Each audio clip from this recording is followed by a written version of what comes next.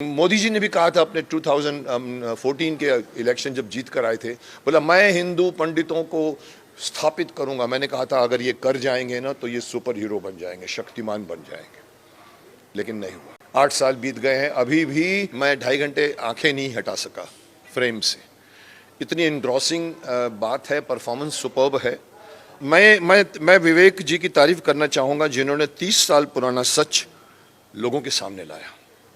ये सच ऐसा होता है कि जैसे कहते हैं कि अगर आप गलत न्यूज़ दो तो आप पाप कर रहे हो, लेकिन अगर आप सच न्यूज़ हो उसको छुपा के रखो तो उससे भी बड़ा पाप होता है। क्यों छुपाया गया 30 सालों से, क्यों छुपाया गया 30 सालों से हमें इस सत्य से?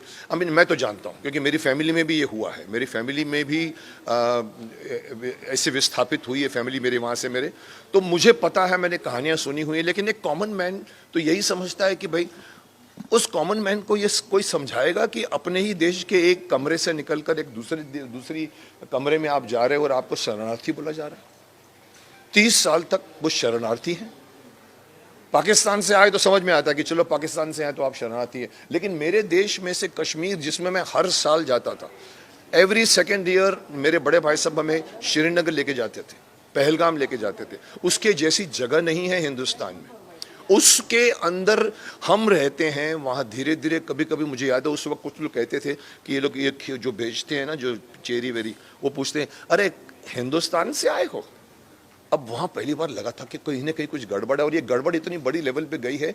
मुझे हैरानी है कि किसी ने, और मुझे सरकार से भी हैरानी है, सरकार को भी मैं दोषी ठहराऊंगा कि क्यों आपने 30 सालों तक इन लोगों को वापस उनके घर तक नहीं पहुँचाया, क्यों नहीं घर दिया उनको, क्यों?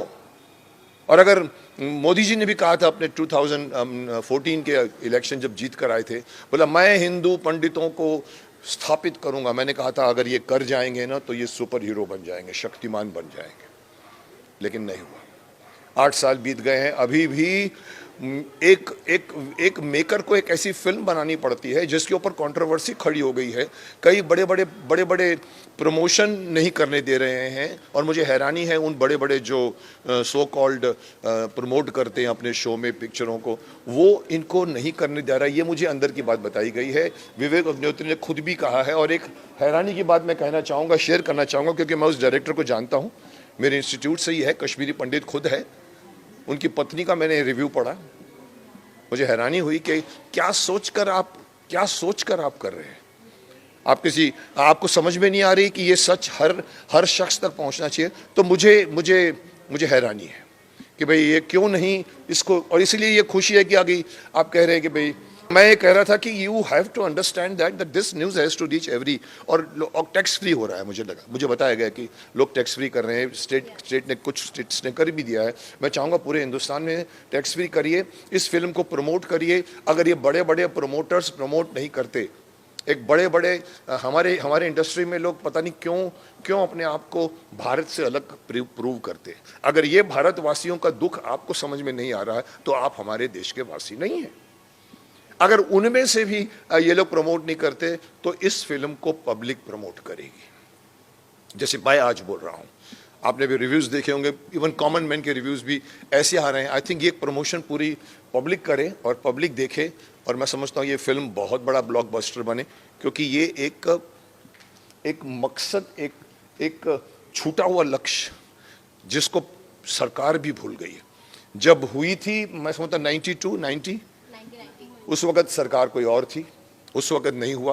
उसके बाद भी सरकार आई, फिर भी नहीं कुछ हुआ। लोग अपने अपने जगह पर क्यों हो? So I hope that this film reaches to masses and it reaches to everybody. It is reaching globally. मैंने सुना इवन वर्ल्ड में भी लोग रिएक्ट कर रहे हैं, बिकॉज ये वर्ल्ड क्लास फिल्म बनी है। ये हमारे कॉमन 300 करोड़ की फिल्म नहीं है। 200 करोड़ की एक फिल्म अभी भी रिलीज़ हुई है जिसका नाम राधे श्याम, नाम इतना अच्छा रखा है, बट मैंने उसका भी रिव्यू पढ़ा तो थोड़ा सा निराशाजनक बात की। पैसे खर्च करने से फिल्म नहीं बनती। शक्तिमान पैसे खर्च करके नहीं बनी थी।